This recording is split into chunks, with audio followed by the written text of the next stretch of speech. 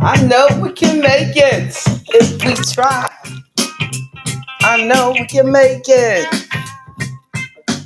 Ooh, how's it going? Yes, happy Wednesday. It's a fantastic day. Woo! Get it right. Thank you. I see you. I appreciate you. Yes. Make it better. And give that kindness. Yes. I know we can. Happy hump day right back at you, Barbara. Deborah Mack. I'm sorry. I know I'm thinking about you, Barbara. Deborah. Yes. Thank you. We're going to do some history tonight. We'll put our smart hats on. We're going to go back and bring it forward. That history, do some black history. Yes, Queen Howard. Yes, we're going to get it done. Thank you. Thank you. Thank you so much for you all being on time. It's good to see those numbers. You know, I have to do a better job because I never ask you to subscribe and you only get what you want. So please subscribe to the Afro Economics page, channel, whatever you're looking at, whatever form. Please subscribe and support. I do not monetize on social media. So I just want you to like it so that someone else will get the information. Yes, indeed. Thank you so much, Mr. Smith. My man, I appreciate every part of you. Your commitment to financial empowerment, your commitment to good health, your commitment to helping others. Thank you so much for giving your good friend my information.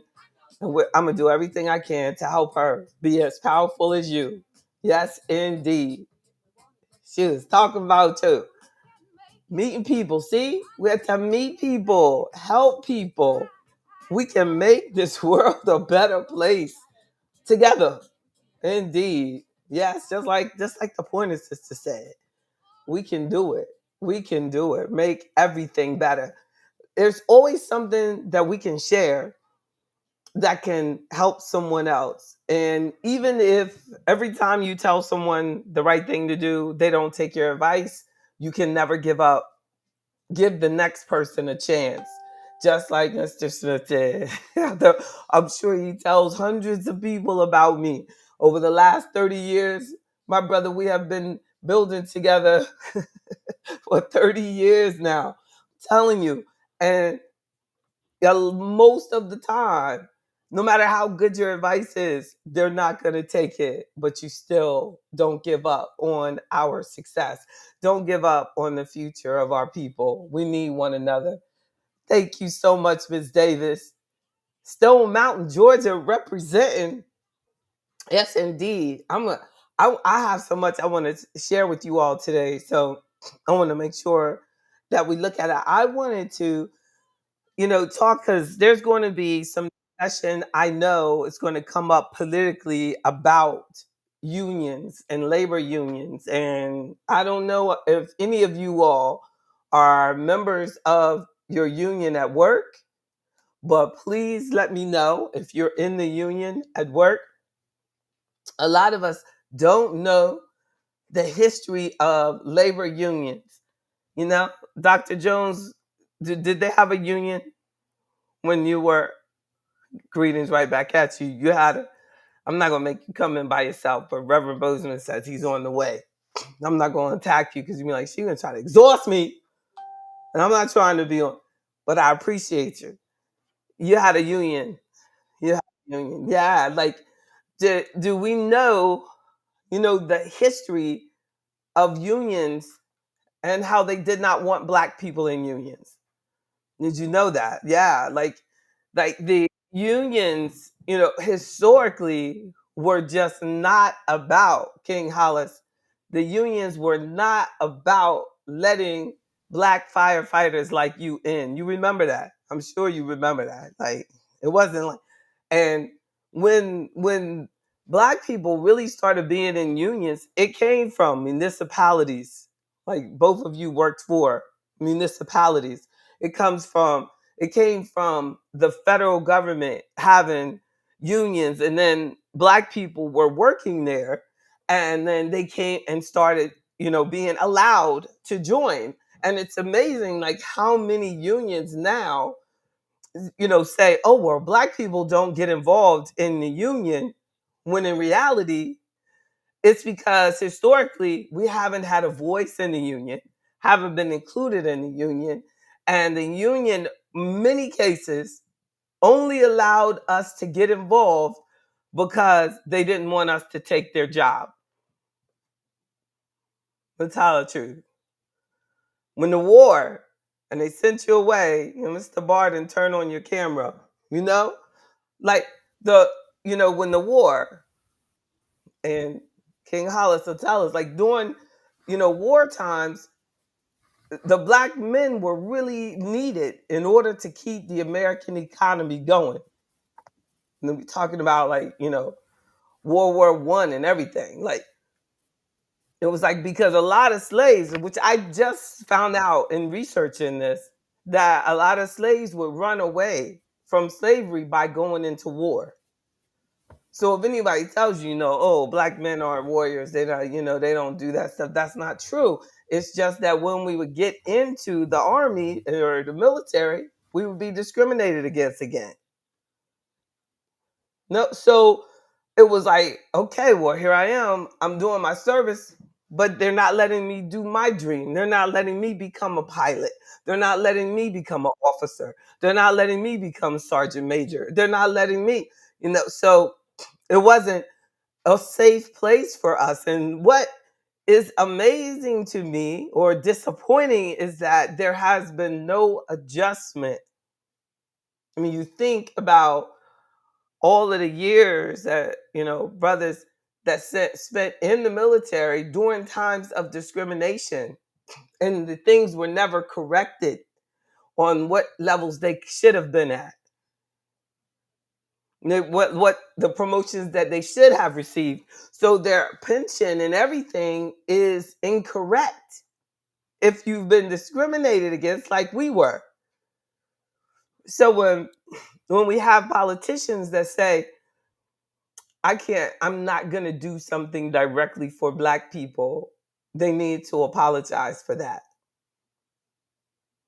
Because when you're talking about people that have been directly discriminated because they are black, of this reason, why should you do things to make things good for people that are discriminated because of their sexuality? Why should we honor that which is honored? Even in the military, people who say that they're victims of their sexuality and they had to get out of the military and things like that, they're getting money for that discrimination. Are we getting money for discrimination? No. It would have been adjusted over your entire career. Everything would be adjusted. Anything, even Social Security would be adjusted. Everything.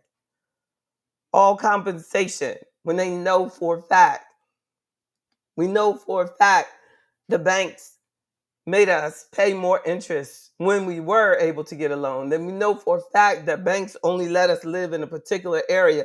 There was never an adjustment in the wealth because of redlining. Work was just like that. We're not going to allow people who clean houses to be included in Social Security. So what does that do? That means that the black women who are cleaning the houses worked for years and have no retirement because the employer, which was the white family, didn't have to put anything away for their Social Security, where all other jobs had it, except for jobs that were dominated by black labor. farm workers didn't give them Social Security. So now they say, well, black folks don't want to do that fruit.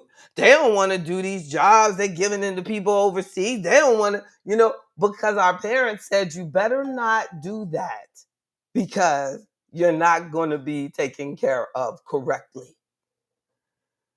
Now, if we had a long history of sharecroppers who were given their proper retirement and that they were, and people who were maids in our families were given their proper contributions of 15% into their Social Security all their life. So as they got older, they had Social Security check just like their employer did.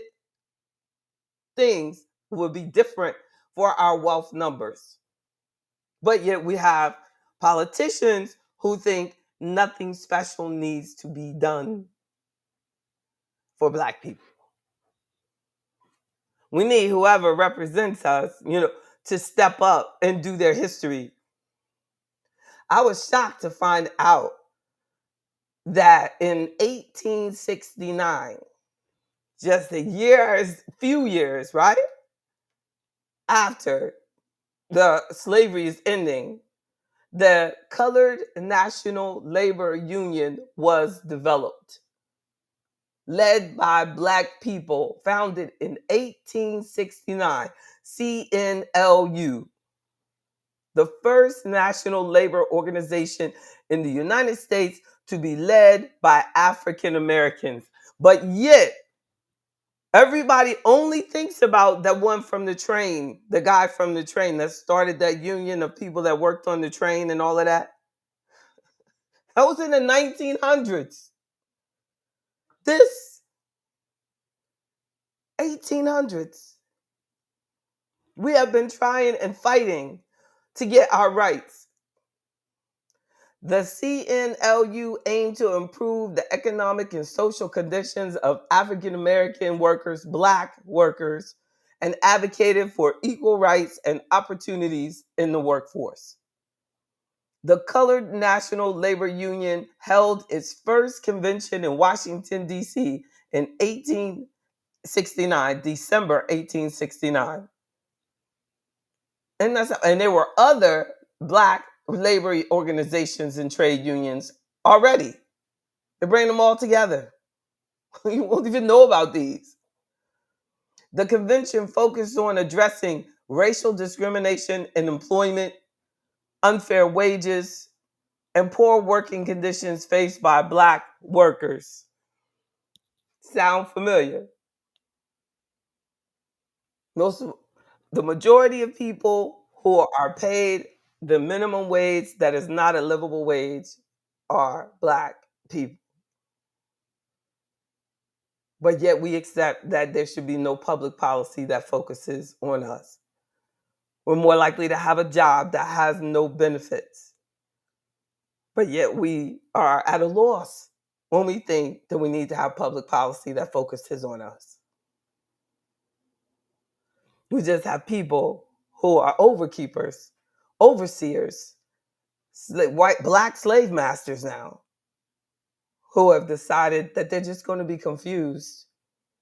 They're so out of touch with the reality of what people are going through, that they don't understand that we're not succeeding at the level in the masses that we deserve.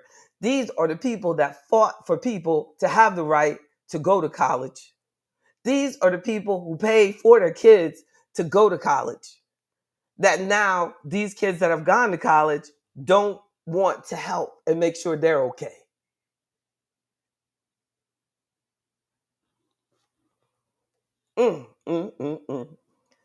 The Colored National Labor Union played a vital role in advocating for the rights of black workers during the Reconstruction era following the Civil War. The organization sought to unify and mobilize black workers to fight against economic injustices and racial discrimination in the workplace. The Colored National Labor Union faced challenges and eventually dissolved in the 1870s. Its legacy as a pioneering organization in the history of black labor movements in the United States is significant. Mm. And then, so that's the late 1800s. And then we start moving over to this where I first saw it said 1918. Now I see 1903 within the US Department of Commerce under the President Theodore Roosevelt. It created the Division of Negro Economics because of the growing recognition of economic challenges faced by Blacks in this country.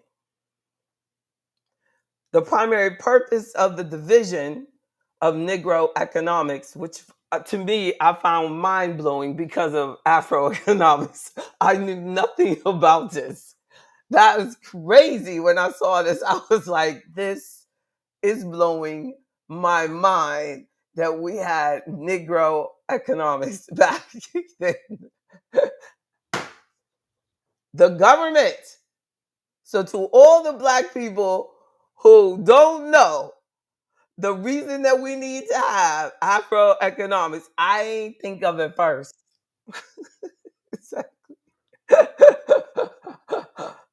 I ain't think of it first. And we today like think we don't need it. That is something else. So you thought we needed it. You needed it. You needed it. The purpose, like the primary purpose of the division was to conduct research. Look, collect data, and publish reports on various economic aspects of Black life. The division focused on employment, wages, business ownership, access to economic opportunities, and economic disparities. Now, I think that that is amazing because of the way I'm working on my PhD right now, King Hollis, because I feel that I need to do more research. It's blowing my mind the way the Lord works. The government was trying to do it on us then. They were trying to figure out what we can do to get more Black folk working because most of these white guys are off over there at war. That was the truth. They said, so find out what we think they can do. Where can they work? How much we gotta pay them? And then they started just paying them. It said, well, dang. And white guys started getting mad because they're like, they hiring all these Black guys, paying them less. And when wage equality was forced, they started firing Black men. So, well, if I got to pay him the same as a white man, I don't need him. And we don't know that. So the Black man had to come home. He did a good job, and his woman probably thought he was a loser. And it was all in the mix. It was just like, nah, I mean, you Black, and I can't pay you as much as a white man. I just can't. I mean, you a good worker, Leroy. You a good worker. You a good worker, Leroy, but you Black. And I know you do twice as much as Jim Bob, but you're Black and I ain't paying you. The government is making me do this because we got a government contract. So you just going over there somewhere else where they don't have to be. It's not, they don't have no government contract. I got somebody for you. Bob over there. Bob don't have no government contract and he can pay you $2. Isn't that something? If it was connected with the government or getting government backed or had a defense contract or whatever, it had to pay people equally. I don't know if that included women. It was like, but men had to be paid, So that's a whole nother issue when we start going into gender and the wage gap. So key people like W.E.B. Du Bois was a leading advocate for collecting and analyzing the data on economic status of Black people. And then And then also like the director of it was the a sociologist, which I thought was interesting. Like, why would they put a sociologist over the division of Negro economics? And because what? It wasn't about wealth development. It wasn't Afro economics. That's why. That's why we don't have a department about Afro economics. They have a department just to do research, not to really solve the problem, but to just talk about the problem, get the data.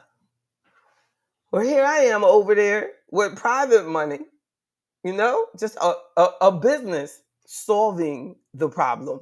Imagine what the government could have done. Mm, mm, mm. Yeah, Miss Mac, that Pullman Porters, yeah, they ain't even come up yet. And we keep everybody know about that. Hey, Philip Randolph, isn't that something? And he ain't even come up yet. These guys got him the job. He's probably about to be born or something. Isn't that something? It's like, there's so much history we don't know. So while the division of Negro economics was eventually disbanded in the mid 1930s during the New Deal era. What about the New Deal? Who was the deal with? Who was the New Deal with? Do y'all know? That's a whole nother level. But the New Deal put the Negro economics out of the government. Its work laid the foundation for future efforts to address economic disparities and promote economic justice for Blacks in the United States. The division of Negro economics played a significant role in raising awareness about economic equality and discrimination faced by Blacks during the early 1920, the early 20th century.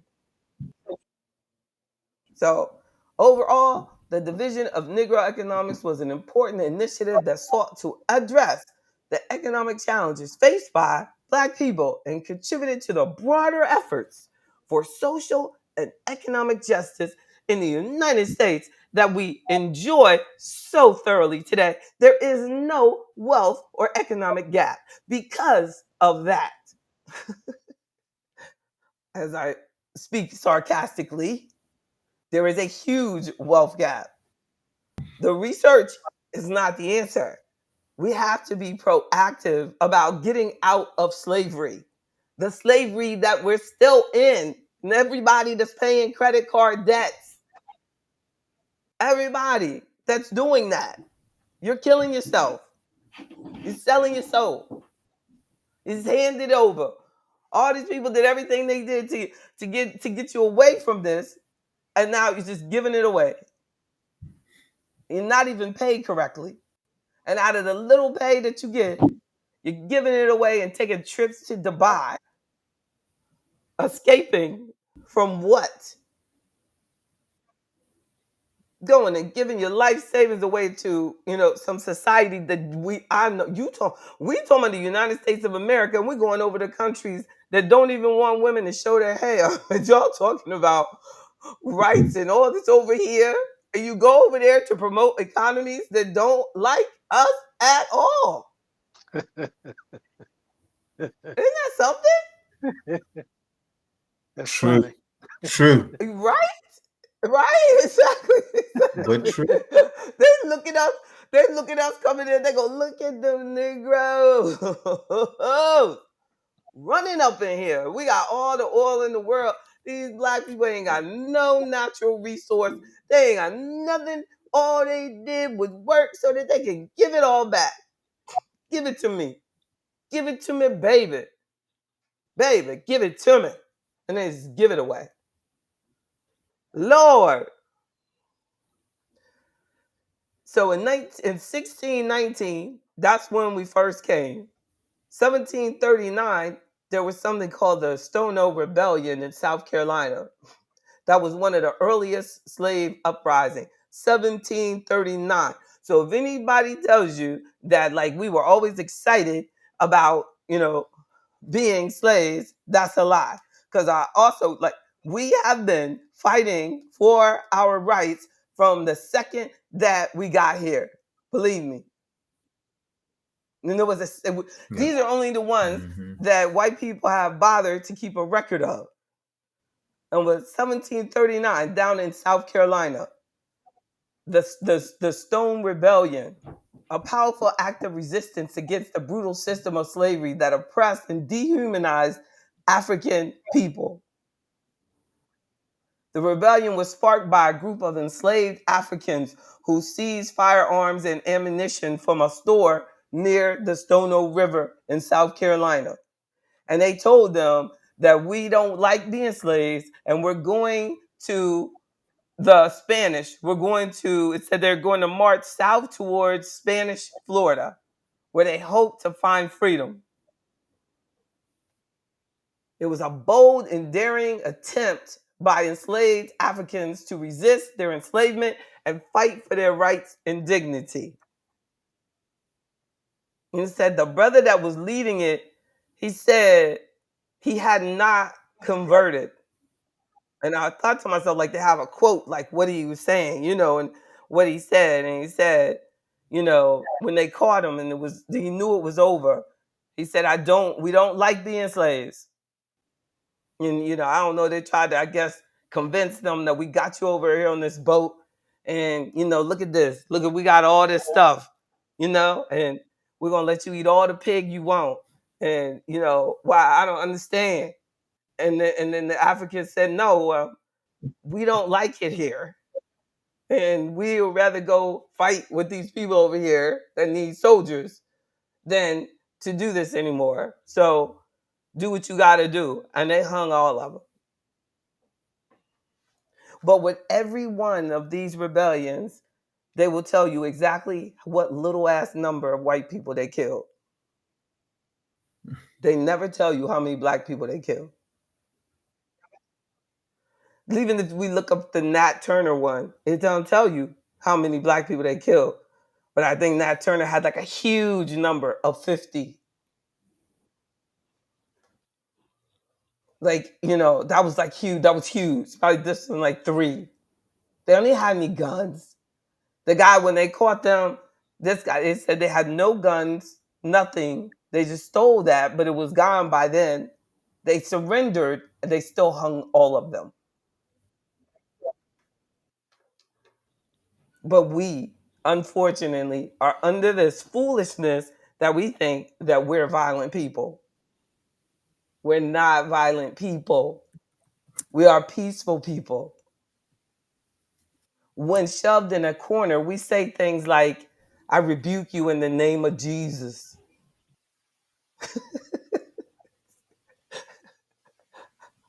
We are not violent people. And somebody needs to tell them. And the craziness now that we do to one another, it's really sad. If you look down in Georgia in that Young Thug case, Mr. Williams, but they still call it Young Thug case, but the brother has a name. His name is Williams. That you have these black people who went all the way through college and got a law degree that are up here humiliating their entire career over what might have been a murder done by a group of rappers and lyrics that they put in the song. Now you got a black judge that now has ruined his career.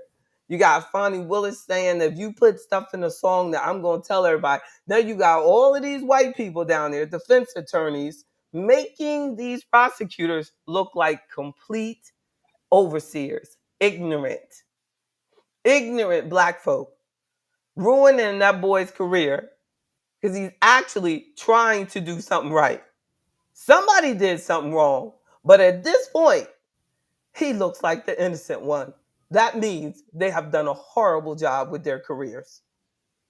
And it is ugly. Now they kicked out the black man as judge, got a white lady as a judge, and she's up there smacking that black prosecutor around. Had the girl looking so ignorant. She didn't even know her law cases, doesn't know the precedent, talking about federal stuff and it's a state case and all this stuff. I mean, she's laughed at the black girl, told her, get yourself together. They making her look stupid. That's some slavery days. I'm telling you, you ever want to look at what slavery today looks like? look at that case. We look ignorant. If we're going to go and get all these degrees, the least you can do is make sure you're thorough on your job, especially when you're under a national public. You got cameras allowed in their courtroom and stuff. So you look ignorant. It's embarrassing. Last time I looked at it before that was months ago. The prosecutor was in there chewing gum. She got a woman, got to be my age. She might even be older. Chewing gum. Don't know your case. Looking ignorant. Making up stuff, trying to make sure that boy just sitting there. It's been almost 2 years. This is the longest running case they've ever done in the state of Georgia. Oh, I think it's like one person was killed. All these black men getting killed. All these black men killed. You're going to take down the whole business enterprise, one, and y'all couldn't figure this out without bringing it in and making it into a RICO case. And everybody dealing with Trump is at home, but not one of those black men could come out on bond. Not one, none of them. And the white judge said, well, you know what? He can't come out on bond because the black man said he can't come out on bond. So I'm not going to change it. Why? We don't want black men on the street anyway. So if the black man said he couldn't come out on bond for an ignorant reason, I'm going to go with his ignorant reason because it don't make me look ignorant. I could still blame it on him. We have to wake up.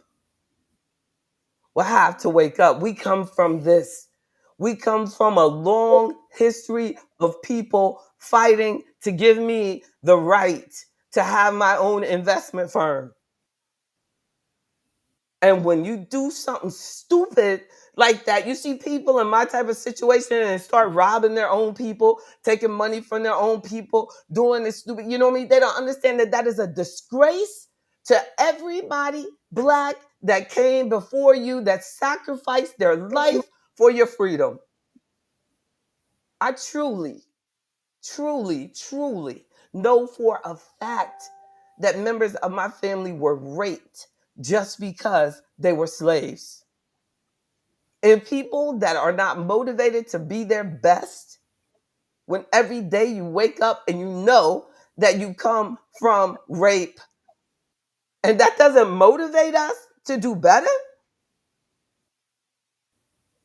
So I had this lady, a black client of mine, and she got early onset dementia. She died, unfortunately, this year. But in her 50s, they told her, you have something going on. So she worked for a major telephone company. So I said, you need, don't sign anything. Make sure you always talk to me about stuff before you get it. Let's talk about this stuff. So then her and her husband was older than her, and he didn't know either. So they said, we got something in the mail and it said that they have to get it back by such and such a day. I said, well, come on to the office. So they came to the office. I said, well, Lord, this is due today. I need you to sign this and I need you to take it down there. I need you to sign it and take it to the union office. There was an offer. There was an offer. You can either you can take this payment or you can get this lump sum. So I said, you need to get this lump sum because you don't need that payment. You need this lump sum. So this because the payment was going to stop if she was approved for disability, and I had helped her apply for disability, so I knew she was going to be approved. I'm gonna tell you honestly, you know, I have yet to have someone that I have suggested that they apply for disability that my client always have been approved. Never mind when I say it. So then I knew she was going to get approved. So then we got that coming, but they said if you don't do this, then you're gonna get our payment disability. I said no, we don't need that. So, but we turned it in on time. They actually gave it. They gave it in hand, and I faxed it. I said we're gonna fax this to make sure that they say they got it today. And I also want you to go down there to that union office, and I want you to give it to them. So we did more than enough. So then all of a sudden they said, "Oh, it's too late." I said, "I don't understand." You said that it was due on such and such. They said, but yeah, but they already approved her for the disability. So she's gonna have to take that check. And I said, but she doesn't need that check because that check is going to end when she's approved for her real disability. So we want the lump sum because we're going to be giving away this lump sum if you don't let her turn this form in. I'm sorry. No. I said that's what the union is for. Wait a minute. You can't just let this slide. Do you all understand what I'm saying? This lady was offered $200,000 or $1,200 a month. Let's just use that as an example. And I said, well, don't do the 1,200 a month because you're going to be approved for this. You see what I'm saying? You need this. Okay, okay, okay, okay. That union said, no, I'm not going to fight for her. I'm not going to talk to them. I know that you turned it in on time. No, I'm not going to do anything. I said she has mental health issues. There is nothing that she can do. He is her husband. I need your help with this. I'm begging you all, please. All I'm asking you to do is do your job for her. She's been a member of this union for the whole time that she's been there. I need you to help her now. She needs you like she's never needed you before. This is going to help her standard of living. No. And that union would not give in. Now, JB, was there a shop steward somewhere? Or was that the shop steward that wouldn't help her? I was talking to the boss. I was Hmm. talking to the boss of the union. Well, I'm just talking to the most important, whatever people I'm supposed to talk to. It wasn't that Hmm. no, we can't help. No, it was no, we understand. No, they blatantly looked out for the company Oh, I asked that question because because she don't matter. That's why, and that's what we need to realize that collectively we help them, but individually we don't matter, and we got to wake up to that. Mhm.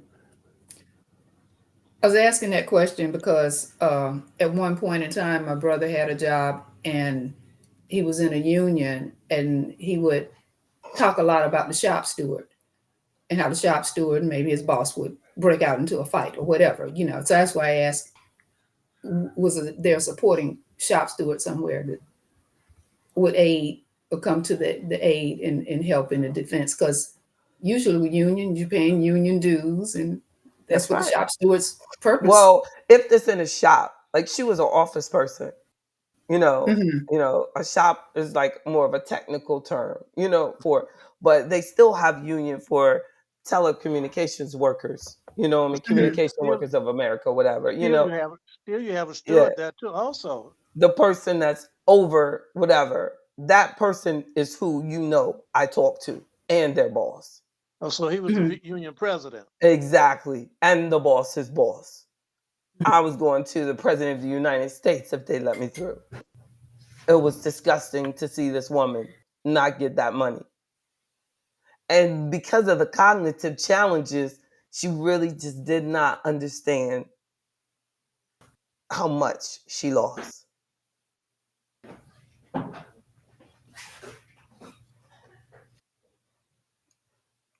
Couple of 100,000 because she only got one check because she was approved after one $1,200 check. Just like I said. And then they immediately stopped it. That's sick. But when my brother It was, was one of my sickest days. But if you got like somebody with a drug problem or they're alcoholic or something like that, they'll make sure they keep their job. Cause what? You still a slave. Just get the hell in there. Do the job. Stop drinking. We're gonna send you to rehab. We're gonna so and so because you're here. But when you're talking about this is her damn money, she's been here 30 years. You asked her and you gave her an offer, and she can walk away with 100,000 or this, you know what I mean, check, and you know that insurance company is paying for the other one. They made sure she didn't get paid. They didn't expect her to get nobody like me involved anyway. That caught them off guard.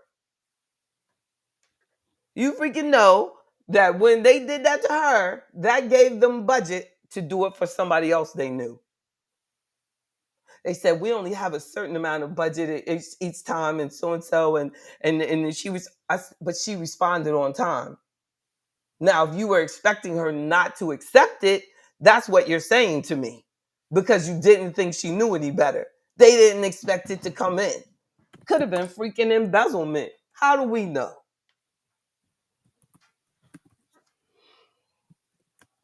Yes, they don't care, Dr. Jones. They don't care. I don't care. So whatever, it goes to them. Even, I mean, I've seen it 1,000 times. Even when they have like, they'll have like financial professionals come in and stuff like that. Most of them, stewards and stuff, are getting kickbacks from the financial service guy that's coming in doing the deals. They're not doing that with anybody that's like for their best interest. They don't try to do anything to make sure that it's a registered investment advisor and they have a good product. You know what I'm saying? And they're looking out and they're legally like I'm responsible for their best interest. No, they paying people with products, Aflac, and all this stuff. You know what I mean? Coming in. Not let me say, you know what? We're gonna keep our hands out of this. No, they put their hand right up in it. Who's getting paid the most has the most to share with them. And it's sad, but it goes back to the beginning of time. That's why being president of the union, head of a union, is such a good position to be in, because they get access to all those opportunities. Mm, mm, mm, mm. No, so some of the, I mean, some of the ways that I think that when we're in unions, we need to make sure that we know exactly every service that that union is supposed to provide for you, and understand that they're not looking out for your own interests individually.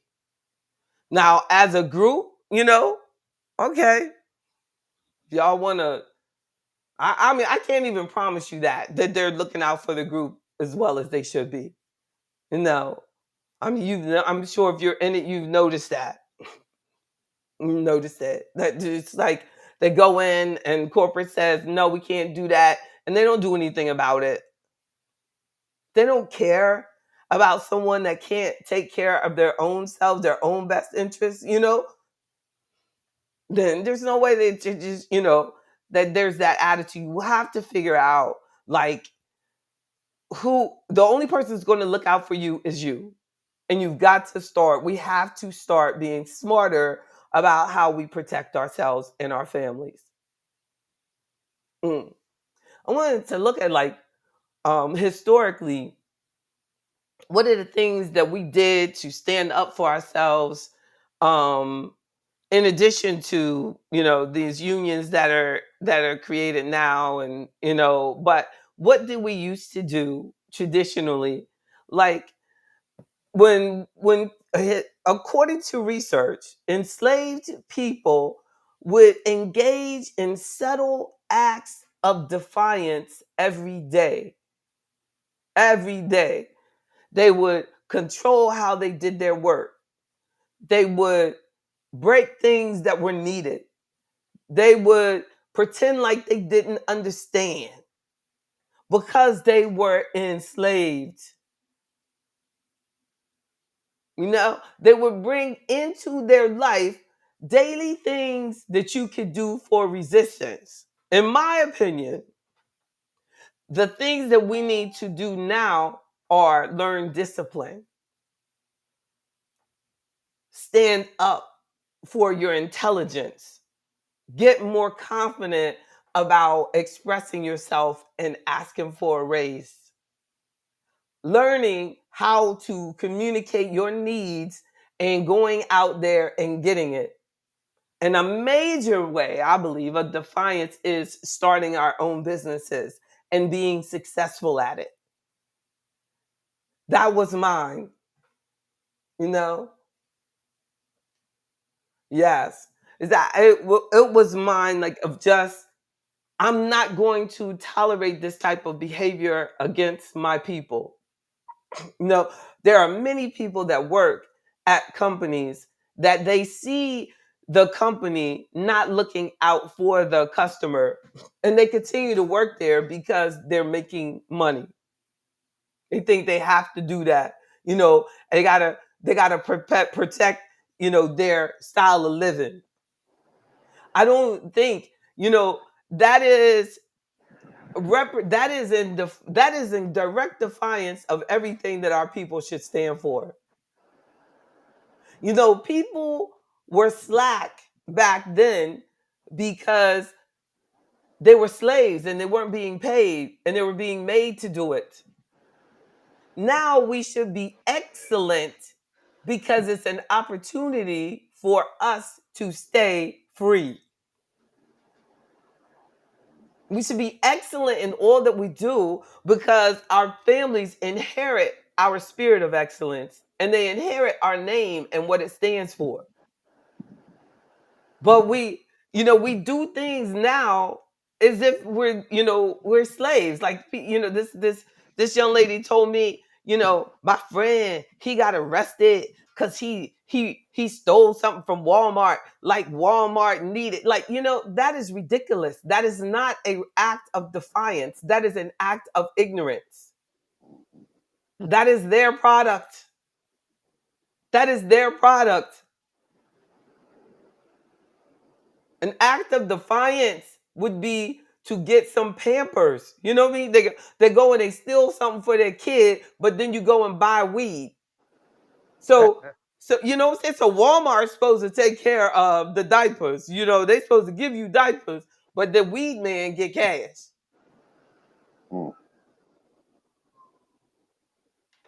We have to start standing up for everything that we represent. No, I was not the least bit afraid when I called the union and I told them how I felt about my client. Not the least bit afraid. Because what? There ain't nothing, no one, nobody that they can call that can say what they did was okay. And so many people, even when it's true, even when it's right, are afraid to stand up for, to people that are blatantly doing you and your customer or your coworker or your mama or your sister wrong. What else is there to live for if you can't stand up for right? Because you want to make sure you make your car payment.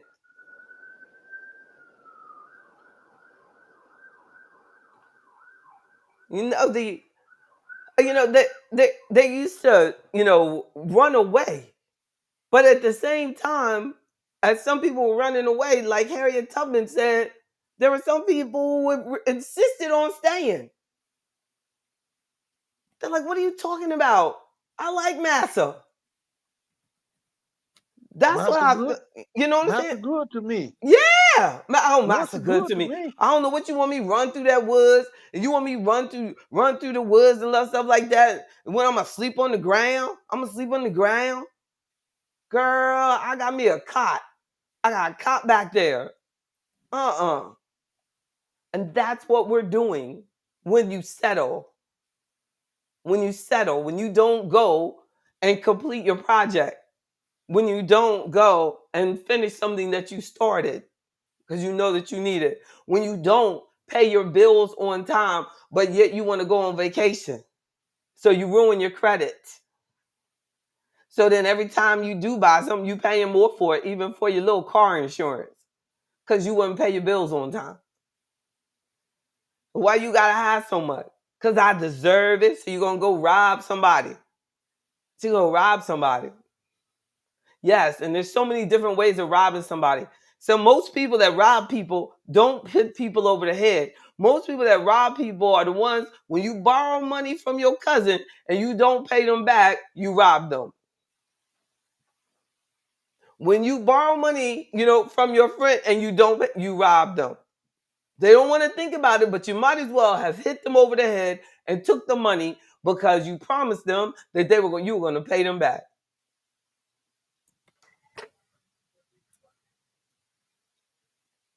It's sick. So then there's a stereotype that is developed every time you don't work from a place of excellence. Mm. We were, during historically, we focused on building as a community, and we realized why it was important to be there for each other as a community. No, that, and it reminded us that we're humans. That reminded us that there is good here. There's good in us.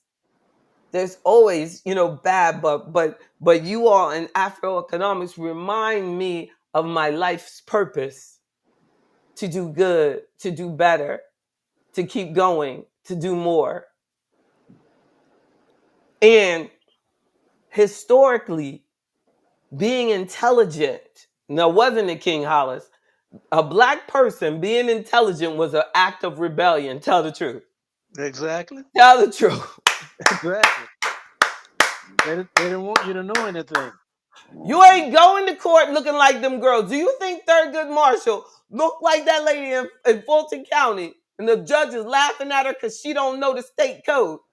Do you think, where would we be if Thurgood Marshall was like that? They never made it. She don't even see it. She doesn't even connect her chewing gum chewing self to the legacy that Thurgood Marshall did for her. It's disgusting. It's disgusting. When I see a financial advisor and they stole some money, took money from somebody, did them wrong, these lies that are going around about this life insurance stuff and how it's going to guarantee tax-free income of a certain amount to these people, and they don't even know how to explain the actual policy, you know what I mean, to the person well, but they know that their commission payout is so big that they have lost their mind and think it's okay to rob their people. Yep. And when somebody hurts their ass and they come up missing, you know what I'm saying? When they come out missing, they not gonna know, because you're gonna do that to the wrong person. You're gonna do that to the wrong person. And I'm gonna tell y'all, it's sick. It's sick to have that type of attitude and to hurt people. Like this one guy, I caught him robbing one of my clients. And I asked him, why would you do that to a brother? Why would you do this to this brother like this? And he said, I got to make money too. So you got to rob a brother? You got to lie to him. Make up this stuff. They be making up stuff. Making up little proposals and stuff. Don't have nothing to do with the life insurance policy. That's nothing. It's sad. But being intelligent, as I was telling one of, our clients today, that he was running some, things past me. I said, what is the best part of you is how intelligent you are. The things that you say no to. The things that you say no to. Because y'all know how much crap has gone past y'all. They probably call King Hollis all day. He on the hotline. You know what I mean? This is this, buy that, buy this, buy this. Oh, this is good. This is that, this and that. We don't even have to really worry about investment if you just make sure that you keep other people's hands off your money. But do you get that what I'm saying, King Hollis, though? Like, that's the best return on your money, is avoiding other people taking your money. That's a Is fact. it true? That's a fact. It's true. Like, you know what I'm saying? Like, that is easy return. Because this idiot is about to try to take 10% of your money.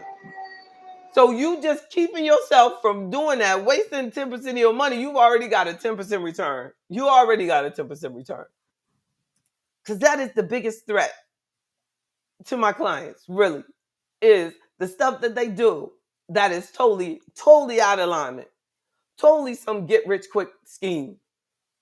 Totally something that nobody else knows about, not even regulators, right? You in trouble. They got this hot idea. But our act of rebellion is being intelligent, knowing when something is legit, knowing that you deserve a license. Well, I might get 10 clicks. I'm licensed, regulated advisor. They listen to every word I say. I could get in trouble by saying something that's wrong.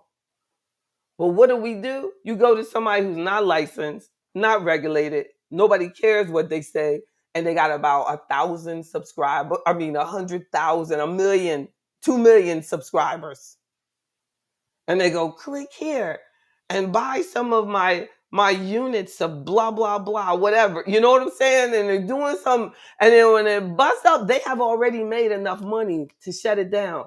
All they got to do is get, if they can get 10% of a million to be stupid, they set. Our act of rebellion now has to be intelligent, not educated. Because I'm telling you, some of the dumbest people I know, and I'm going to say it, I got to look right in the comments. Some of the dumbest people I know have the most education. I So don't, concur. oh my God. So I'm not, y'all don't get confused. I I'm concur. not talking about education. When I say intelligence, I'm not talking about degrees because we can just buy those. Shoot, I'm going to have me a PhD soon just from pure perseverance, not intelligence. Pure perseverance and nothing else to do. Okay? That don't make me intelligent. What makes me intelligent is how I use the knowledge that I have. Because I'm going to tell you, everything that I do, I could do right out of freaking high school. I'm a grinder. I work. But y'all black folk are so damn impressed with degrees that they can get away with anything with that. When we should be looking at character. We're sitting there looking at what sorority or fraternity they in. You know what I'm saying? And what degree they got and this and that. Not, you know what I mean? This girl been in business 30 freaking years. Oh, let me look her up. You know, it's like, oh my God, oh my goodness. Oh Lord. No, that don't matter. Somebody pop up, they got more degrees than me, you gone. Blah! Intelligence. That's what we need. As an act, it is a freaking act of rebellion still today. For us to be smart enough to know what is legit and what is not. Oh my goodness. It's an attack. People, you want to get somebody mad at you? Be intelligent. You ain't go to Harvard. I remember this lady boy, she came to Richmond and she had gone to Harvard Business School. And she had these doll babies. Now I've been there forever, started my business. They know, this and that. That lady came out of nowhere, had a Harvard business, went to Harvard. Went up there, they made her a keynote speaker for entrepreneurship. Dude was like the keynote speaker because she went to Harvard Business School. And she said on the podium, Walmart got mad at me because the dolls weren't at the store on time. She said this to the whole. Now, this woman was older than me. She's probably about 80 something years old now. She said Walmart got mad at me because I didn't have my dolls to the store on time. And acting like that was a racist, like Walmart was being racist because she didn't have her black dolls. She didn't have her black dolls on time to the store. Do you understand how much progress you are breaking? I said, this lady ain't no fucking way. She gonna be in business in a couple of years. She did not understand what she was doing and what she was saying. I don't care how many degrees, lady, you have. You were stupid. Sure enough, went to the black bank. They gave her every loan that she could ask for because she got them black baby dolls and she went to Harvard. Put the bank out of business.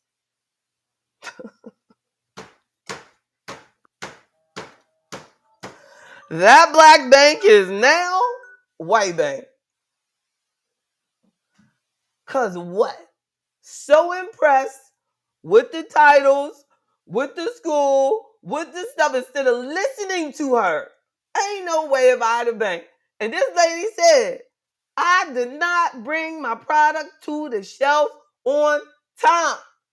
Who in the world? How in the world? That's like that guy that shot that girl. He had 6 jobs in 4 years. Like, come on. There's a problem. This lady said, can't get my little black baby dolls to the shelf on time. And that's Walmart's problem. And they bad and they racist and they tax. I wanted to drag her off stage. I'm telling you, I was like, this is so toxic in so many ways that she is up here telling people to be slaves.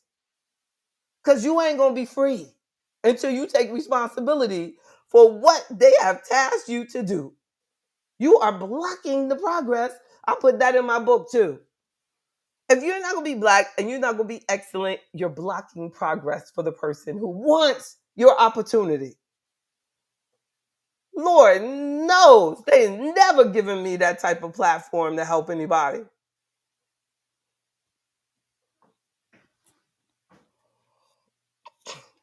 And they definitely wouldn't have given me no loan. I've been in business 30 years. There ain't no black or white bank giving me no loan. Thank God. I own 100%. God is my partner. As a matter of fact, he the boss. He is it. That is the grace of God. So don't let nobody lie to you and tell you you got to be owned by the banker. You got to get a government loan. You got to get a bank loan and all of that. You know what I'm saying? I ain't got no loan. I ain't got no loan on my damn car. I own my stuff. We don't have to be owned. Own it. So, y'all got anything to share? That's all I want to say. That's all I want to say. I'm done. We need it. Oh my goodness. I Well, hope y'all can feel it. You feel what I'm saying? I feel exactly what you're saying. Mm, mm, mm.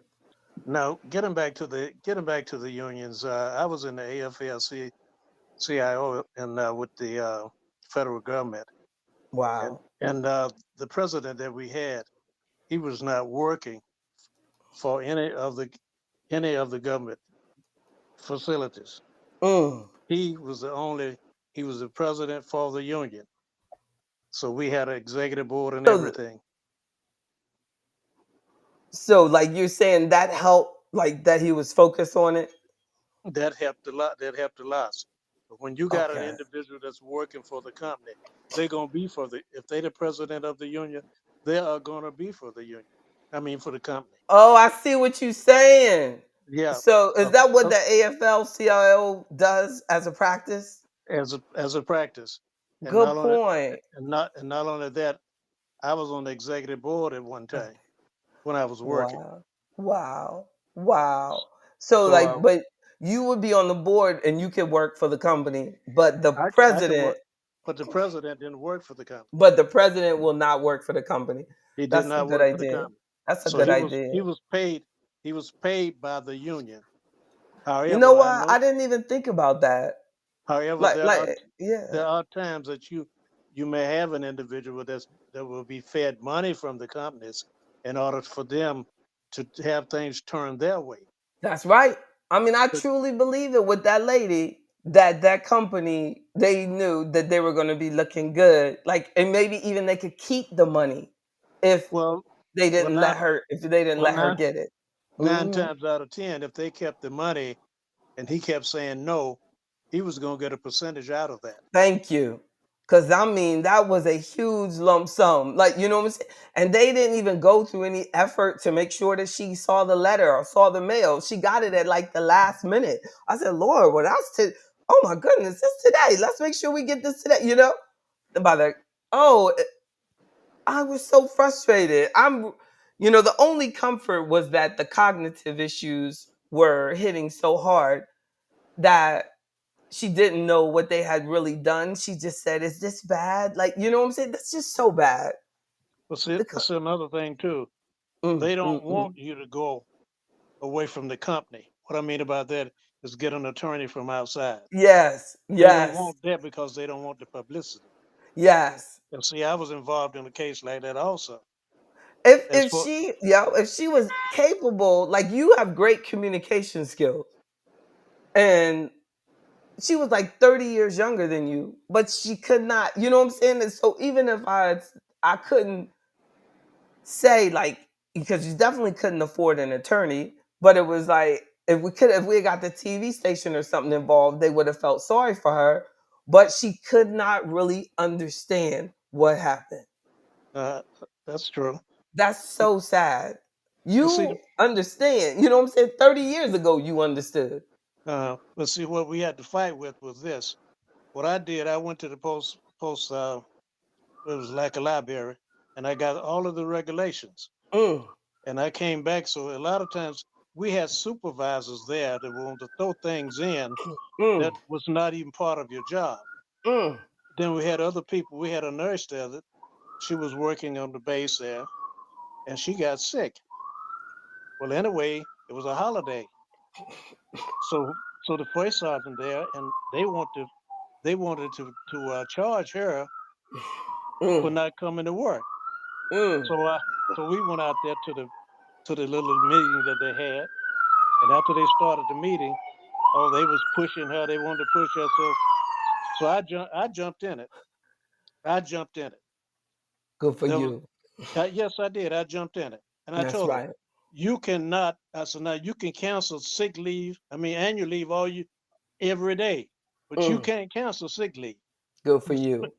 especially when an individual has a when they have a slip that they've been to the hospital or been to That's the right. doctor. You cannot cancel this. Yep. But So there is a movement away now. I don't know what it is. I don't know what it is, but like people don't really get sick leave now. I don't know what they call it. Like they just call it like leave. You know what I'm saying? But like you said, like they have to like file for like disability, like to do like the company short-term disability or something if they run out of the leave. Like, but leave is leave. You see what I'm saying? Like, don't y'all have like that? Like y'all don't have sick days anymore. In the company before we became Gym Pack, I was working for Fidelity. Me personally, had 130 hours of sick time, and then also 5 weeks of vacation. Now, with this company, this new company, there is no sick time. It's only the 5 weeks of vacation time. So whatever happens in that, and like Yeah, you I don't say, understand that. I know. you I don't get know. sick. So here's the deal. Let's say I'm sick for 2 weeks.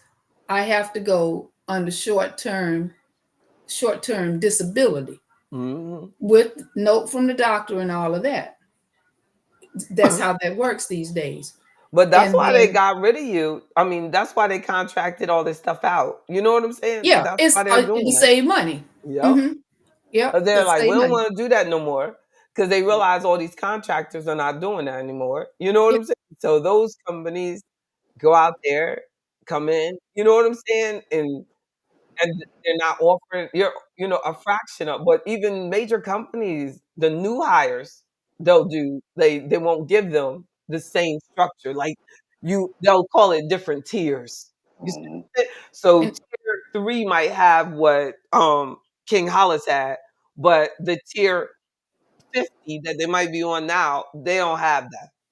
yeah, so we lost some stuff. We lost the sick time. Yeah. We lost let's see, we lost the vision is not Mm, as good, nor mm. is the dental. It exists, but Yeah. it's not as good as what we Yeah. had before. Yeah. Medical pretty much is Yeah. about the same, but those are Yeah. that's the immediate. And a lot of folks were a little, disgruntled, especially with the sick time. I know. I mean, Yeah, that's the trip. But like King Al said, when he was in that, he had a union protection. Y'all don't have any union protection, and those are um when you have to, that's the difference. And a lot of them, when they start contracting out, like contracted out parts of, and that's almost everything. Like it's actually like indirect racism because the jobs that will generally have more black people in them are the ones that they're quick to contract out. Have you noticed? that's true. Yeah, so they sending stuff. A lot of stuff is going offshore. A lot. Lord, Hmm. that's way past us. And see, we need to make it a public policy that, US companies have some sort of incentive to keep, you know what I'm saying? To keep contracts insured. See, I mean, because Yeah. those people that bought out that contract, they're not considered a U.S. company. No, it's an That company, India-based yeah. company. Even though they really are American based, it's a trick. See, you know what I'm saying? Because we know the company that actually created them was huge, Fortune 500. But by them creating it in India, it makes it come as a foreign company, so they don't have to have the same guidelines. Those things have to be addressed. And If you're then, gonna and do business, if you're gonna do business in America, you see what I'm saying? They gotta make them. Those are the type of things that have to be in public policy. That or those things are gonna continue to take jobs from here. And when they do employ the people here, so they go, we're gonna keep jobs in America, but that's not the same job. I don't have, you don't have the same. So it's, yeah, there's some really deep stuff. That's why we have to be intelligent. now some of the clients that we've had over the course of time who have known that the business has gone offshore, they have cut ties with Fidelity and gone over somewhere else. And one of the caveats is when they go over, look here, are you guys, will our business be sent offshore? If so, we're not doing business with you. Oh, yeah, yeah, we're not sending it off.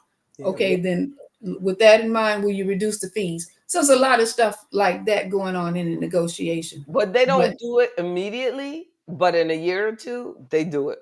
they'll do it. Yeah, they'll That's do the it. sad part. They do whatever they want to do.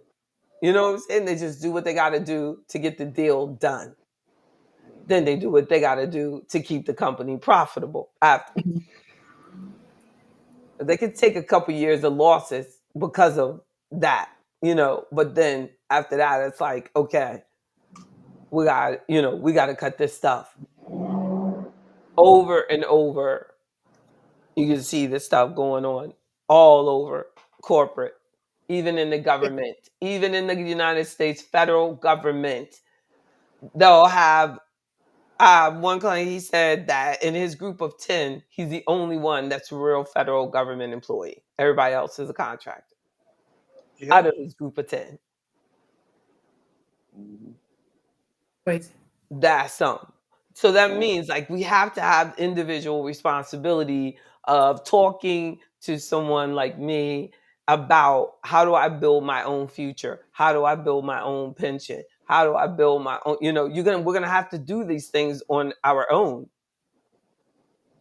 And we can do this. But you have to start as early as possible and it'll be a lot easier. But, we're gonna have to take everything, every day, every check, take it seriously, avoid unnecessary debt. No, stay healthy, especially your mind. You know what we're talking about? Like a lot of this stuff kills brain cells that people are doing now. Just because it's legal don't mean we gotta do it. Mm-mm. Don't stress out. And a big stressor is financial debt. If you don't, don't go into unnecessary debt, it's going to keep your cortisol levels lower because you're not going to be stressing all the time. Going to keep your blood pressure down. Going to keep you in a healthier state. You're going to go to sleep. You're going to make better choices. All of it goes together. That's intelligence. That ain't stuff that they teach us in school. That's intelligence, life choices, discipline. We got this. Like we have so many forms of entertainment, but when we look at it ourselves, like historically, they, they didn't, Booker T. Washington didn't have as much stuff to have to worry about, as all these options that we have on what to finance and what to do and all this different stuff that we could do with our money. No, but it was 1895 when Booker T. Washington told us that we need to emphasize vocational education. Isn't that something? How many years will it take for us to get back to that? The Brotherhood of Sleeping Car Porters, that didn't come along until 1925. That's where the A. Philip Randolph came in, right? And then the civil rights movement era is the 1950s to the 1960s. And then I was wondering like about that Memphis sanitation workers strike in 1968.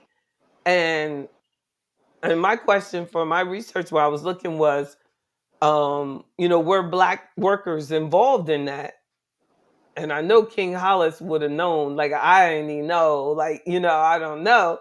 Like, and then it was like basically Memphis was about black workers. You remember that, King Hollis? Yes, I remember it. Right? And then when he went down there to for Memphis sanitation workers, that's when Martin Luther King was assassinated, but the strike itself was primarily organized by black sanitation workers in Memphis, Tennessee, who were Exactly. they were protesting against poor working conditions, low wages, and discrimination. And he traveled there to help them, with that strike.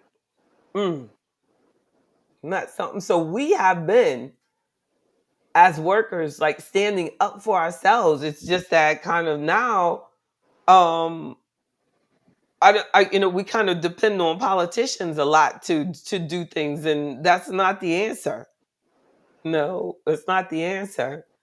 And the 1970s to today are considered the post civil rights era.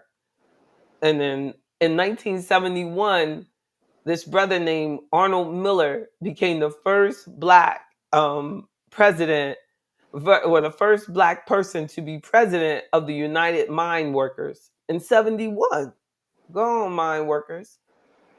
And I didn't even know like black people were working in the mine like that, but I bet there was a lot in Now, the are these coal mines or yeah. steel mines or in the coal I'm mines? I'm assuming I was thinking coal mines, but it just said United Mine Workers. Mm, mm. And then um, is the 1980s. It wasn't until the 1980s are recorded as the rise of public sector unions with significant number of black members. That's you all. And then 1995, the AFL-CIO elected its first black president. You remember him, John Sweeney, John Sweeney. Don't King recall him. Hollis. Yeah, Don't recall him. that was your first. Mm. And then 2020, they put that down as the Black Lives Matter protest sparks renewed focus on racial justice and equity in all sectors, including labor unions. I didn't recognize Black Lives Matter protests as part of that, but you know, it's to be recognized as supporting unions. Well, they also have an organization called Big. I'm sure some people Mm. have heard of that. In The the Blacks in Government. yeah, blacks in government. Yeah, I've spoken for them before. They Uh, used to be more active, they did. but They they, did. yeah, Yeah. I've spoken for several of their chapters. I just think that we've kind of backed off because we've lost sight of our unique challenge. No, we really have lost sight of where we are and who we are. And because every day and the Ku Klux Klan don't run the street and stuff like that, like you don't really see um the challenges that I see, like I was saying about, um but yet when it comes to crime, all of a sudden we have this black consciousness. So we don't realize that if you feel like that in in the judicial system, and that in police officers, you think that they feel this way, like you don't think that other people feel that way, in other situations, like that, maybe these things like are make it slower for you to get a raise. Maybe you're not getting, we're not really thinking about it And we've declined in our consciousness of the challenges that have impacted us today because of all the decades of discrimination. Why are wages for Black people still lower? Especially, like Black women don't realize how much lower their wages are, than white women. And Black women are very highly educated. So again, it becomes that, though education means a lot to us, does it really mean anything to the people that you're working for? No. Like, because I work for Black folk. So if it means to Black folk, then I'm good. But most of people don't work for Black people. So we're not in touch with what is really important for them. And there was one, like, there's the school board, the director, no, the superintendent for Richmond, Virginia, was hired, and he didn't have a doctorate. So these people were complaining that, I can't believe they hired this white guy. He don't even have no doctorate and this and that. And I said, but who told you all that a doctorate was required? Like, we make up these rules, you know what I'm saying? So then we expect them to live by these rules that we created. They don't have to live by them rules that we created for each other. No, that's not that's not like at University of Virginia, it's understood that everybody has a PhD. So you want to impress them, you got to do research. You got to have books. You got to have lots and lots and lots of research and your own writings and your own publications and your own so and so. You go to our schools, unfortunately, it's like acceptable to have all of these professors who haven't done their own research, who haven't written their own books, who don't have their own thoughts. Education was supposed to be about being able to study under people like what we're doing, exchanging, giving ideas back together. That's the way it was developed for. Like, if you look at the grounds of University of Virginia, when Thomas Jefferson started the university, it was supposed to be small, intimate conversations between these white men with each other. It was an elite experience. That's what we're doing. We're being intelligent. We're getting an education. But what people do now, what so many people are doing, they just go to school and take tests. The answer is either A, B, C, or D. That ain't intelligence. That's education.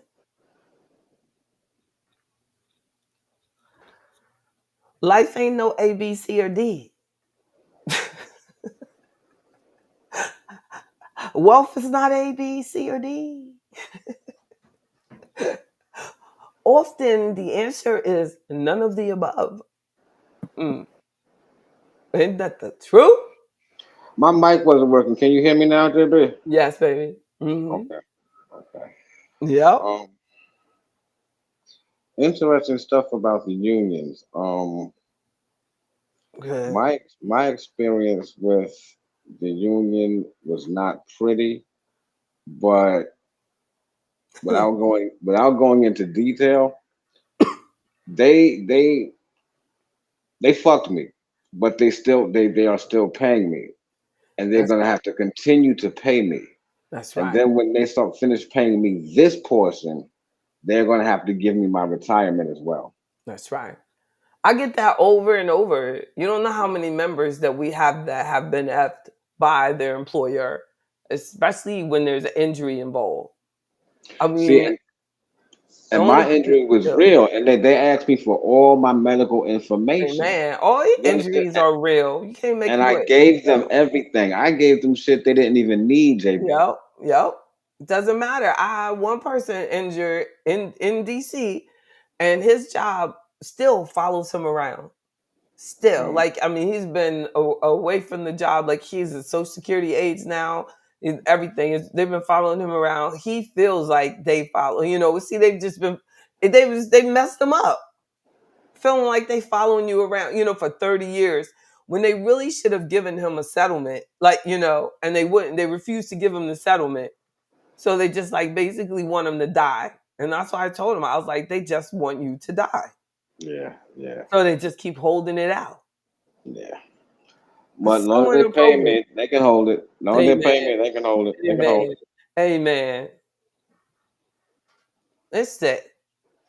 The stuff I've seen will make you sick. And I can't believe that it's legal. Well, I wouldn't really say it's legal. I'll give you a perfect example. I was dating this woman on the job, and she had got sick, and her son was coming into the job. So while she was sick and out of work, she called the union and said, "I want to make my son my beneficiary." They said, Mm. "Well, why don't you wait and see what your doctor say?" She died. Yep. And that's sick. So they And that's kept the sick. money. And They that's sick. kept the fucking money. And that's sick. Mm. And that's sick. Yeah. And that's sick before she can get it done. Even though they know she made that request, you know what I'm saying? It doesn't matter. It went right back into the pot. Right back And into the pot. I've had people who they became I've known people who have become disabled and the company switched like service providers, like go from Fidelity to Empower or something like that. Right, right, And right, so they lost all the beneficiary info. So Mm. if that person dies right then, they got to go through all the estate stuff. You know what I'm saying? And everything. It doesn't even have anything to do with their instructions. They don't even go and try to find what they had with the other person. It's right. just that they died and we lost all the data. We lost everything. We can't Mm. find And nothing they now. act like that person that was there 30 some years never had any beneficiary. Yeah. I don't know. I thought Reverend Bozeman is talking. We're doing good night to you, sister. Reverend Bozeman is talking, but I don't know, he didn't come in. But it was saying that union actually, yeah, we mentioned that. Like I've had some clients that I know should have been fired, and the union stuck up for them. You know what I mean? And they were able to keep the job. No, so they'll do that. They'll do that. Exactly, But exactly, but when exactly. it comes to money, when it But comes when to it comes real to money, cash, I know that's right. yeah, yeah, All of a sudden, they ain't got no power. yeah, That's what yeah. I said. They'll keep us as a slave, but And as I far also as say you this: they being they will able to stick buy up your for you. freedom, no. Yeah. My I'll good. also say this: they will stick up for you, especially if you are in that clique. I know that's right. But me That's right. If you, being the lone wolf that's right. and speaking the truth, That's that right. now That's they wasn't right. gonna stick up for me like That's that. right. Right. Yeah. Right. They Right. weren't gonna stick up for me like that. Exactly. It's really sad. Like it's so true. It's all in who you know in so Yeah, many capacities, yeah, isn't it? yeah. It's so in so many. Wow. That's why I'm glad I know you now. That's right. I know you. I don't know if you could see that, Reverend Bozeman, but I sent that out there. That's right. I know you in the right click now. But that's why I feel Right. like that Afroeconomics is so needed because like if something were to happen and like King Hollis is not done correctly, we need to be collectively as a unit, you know what I'm saying? Our voice recognized Mhm. that, hey, Afroeconomics from our consumer advocacy point of view, this is inappropriate. You know what I Yeah. mean? The name has to say things. It should shake them, Mhm. and that's only from us supporting it. We have to support it. Yeah. How you doing, Reverend Bozeman? I see you. I'm doing well. I'm doing That's well. right. Exactly. All you had to do was say something. He said he couldn't get in. Like, yep. Yeah, that thing will. I didn't even think about that. I would have to say that it starts late in order for the event to stay open. You know it. Look, it's like a white software. It's look 8 o'clock. Registration is done. I One be like, point, though, look. uh, I was once a union negotiator and a union rep. And one of the things that I tried to get the people to do that were in my union was be up to date on the union rules on the Right. MOU. Mm. Uh, the ones who read the MOU, the memorandum of understanding, Oh, okay. the ones who read it and paid attention to it were functioning much better because they knew the ins and outs of what was coming at them. That's right. The ones who didn't read it were the ones who got in trouble, Mm. and I tried to protect them, but they sometimes, because of their ignorance, were I was unable to help them. Mhm. And So it. they need the point is you need Mm. to be aware of what the rules are, what the contract says, Mhm. and if you do, it will protect you. So you're saying like you need to know what the employer expects of you, Yeah, and every different position will have a different MOU. yeah, Is that what you're saying? Okay. So when the union looks up for someone, then they're trying to the then when the union is actually looking up for someone, then they're going to look at your MOU and see if you did, what you were yeah, supposed to do. exactly. Like I had this lady that all her and her coworkers were all robbed. It was a coworker that was taking out their IDs out of the cubby. Oh, okay. And so the lady got an attorney and said that she should not have had access to their wallets so that Mhm. the company couldn't fire her That's a for good point. stealing people's identity. Isn't that something? Mm. Because so they had to then put everybody's wallet and purse, away. And that they were like some like the company somehow like she had just the union decided that it was what I mean, not that she had to pay back the victims, but it was that she was a victim herself too. Oh wow. They work for who they want to work for. Well, could Yes, well indeed. those people that lost money, well, isn't it possible that they could have taken that person to court? If the if they have taken. The person that was accused of taking the money. Oh, I know. I think they would have had to sue them individually, maybe, Yeah, and but because they worked there, they yeah, couldn't but do that. what do you That's mean they not, couldn't do that? That's an individual crime. I know, right?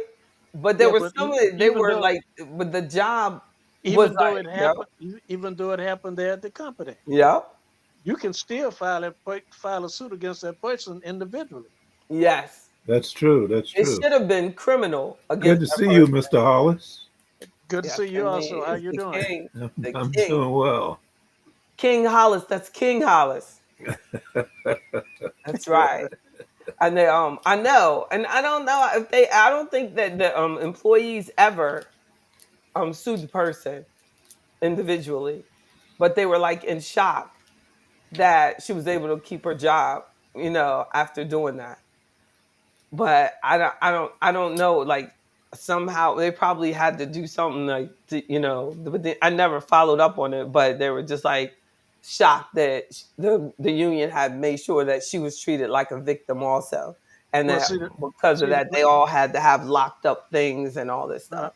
they could have taken up the civil code. See, Yeah, and the only reason people, only the reason civil people code, don't is you because of can bring money. up a lot. You can bring up a lot of things other than taking them to another court. Yeah, That's exactly. right. So They could take therefore, them to small claims court where you don't need an attorney.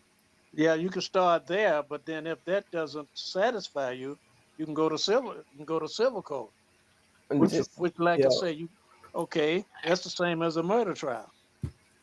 The that's person right. can come up innocent, but yet That's still you right. can take them to civil court and file for compensation. That's right. Queen Cynthia Howard said, "Hi, King Hollis. Till I say hello. The ladies miss you." Oh, there's Miss Davis. That's right. We miss you. I have certainly missed you. You know, telling us to take people to court. Every time I think about my 357, I think about you. I keep up with you. And people go, why did you get a 357? I was like, because that's what King Hollis said get. I don't know. And we were talking, it might have been last week, we were talking about how loud 357 bullets are. I said, yep, that's what you got to have, though. And then Mr. Johnson, Lone Wolf that does the firearm training, he said, girl, if you pull that thing at home, you probably got 38 bullets in there, though. What you got in This this? is a 38. Oh, see? Put it down. I was talking about how they always try to sell me 38 ammo. Why? It is. I Oh yeah, guess it is. Yeah, you can use 38 ammo and yeah. I'm like, no. I want it. I want the real thing. They look at me like that girl's crazy. This stuff costs a lot. Wasting them bullets. But he said you gonna sit there and you have to shoot somebody and it's gonna shake you. Like I'm gonna get shot because it's so loud. well just for real power, just get your 12 gauge shotgun. Exactly. Just throw it in the air, just put it in the air. That's what my grandma used to use. Yeah, that's the grandma. There is something to be said about that, right? To hear it, like you know what I'm saying? Like if just to hear it cock. That should be everybody should run from the house. Just to hear. She used to sit it right next to the bed. Like that's on. Every grown woman should have a shotgun. You got one, Weeda? Oh, That's see? one thing I don't have. See, you ain't grown yet. You ain't grown. I'm just Uh, I'm not really ready for the shotgun. My you ready dad for the had, shotgun. But I you got think, an AK-59 or whatever it is. It's an AK something. AR-15. I have two Well, of you them. got an AR-15. You Yeah, can. but see, that shotgun, that thing sprays, man. I'm Oh scared of my. that thing. Yeah, but still, if it sprays, that individual gonna get hit with something. Oh, yes, Right, sir. right, right. Yeah. The only thing I know is I had a cousin and shot another cousin, and that's when I realized what shotguns do. I mean, it And my just dad, he it had, just tore him up, just tore him up. I He did have, lived though. He lived. The other cousin lived. really? Yes. Now, one of the guns my dad had when my mom had me come get all the guns out of the house. Boy, my brother came back after my dad died. He came and took the good ones and then left me Mm, with the lousy ones. But one of them was mm, the over and under. mm. King Hollis, you know about the over and I under? don't know about the over and I've under. seen them. You have two I've seen triggers. One yeah, trigger is the top trigger, the second trigger is the bottom trigger, for the and the bottom. barrels are like this. Yep. On Instead top of of you. this way, you got it stacked. Oh Yes, my. stacked. They are. Yeah. And you doing twice? You shooting them twice? Well, you got two triggers. You got a trigger for the top barrel, and you have a trigger for the For the bottom Oh barrel. bottom. my goodness, that's just too much. It's They call it over. the over and under. It's Then you it's then you had it's then you had to over, and you going under. You are going yeah. under the dirt. If they shoot you with a over and under, it's over. It's all over. Then you Then had the double barrel. you got the double Oh barrel. yes, that's what Mhm. that's what my grandma Yeah. had. Yeah, that's North Carolina special. You got double barrel. And then you got people who sawed the barrels off, and they got, which is very illegal, the sawed off shotgun, and that's really even That's that'll illegal, really. Well, that's illegal to do that. Yeah, really. Yeah. you're not Yeah. supposed to do that, but people have done it. Well, why would they do it anyway? Oh, because you could take it in certain like mine is a snub nose. I don't think my gun's not bigger than my hand. A snub Yeah, nose 357. The only thing I don't like is it's so close on my hand. I feel it a lot. Like you feel it. I would rather it be long. You know, you I would. probably got a lot of recoil in there Yes, it too. has a lot. So Uh, it just takes a. I'm like I'm in. Like I'm holding it. Like yeah, you have to hold it and you feel it. But Oh yeah, it the has nose is so only much that power. long. Hmm. It has so Yeah. much power. Yes. Yes. Well I now thought it was look, I thought it was cute. I only thought it because I got it because I said, oh, that is so cute. well I, okay, let me say this. You could have gotten your 22. I don't know about that. Wait a minute, let me finish.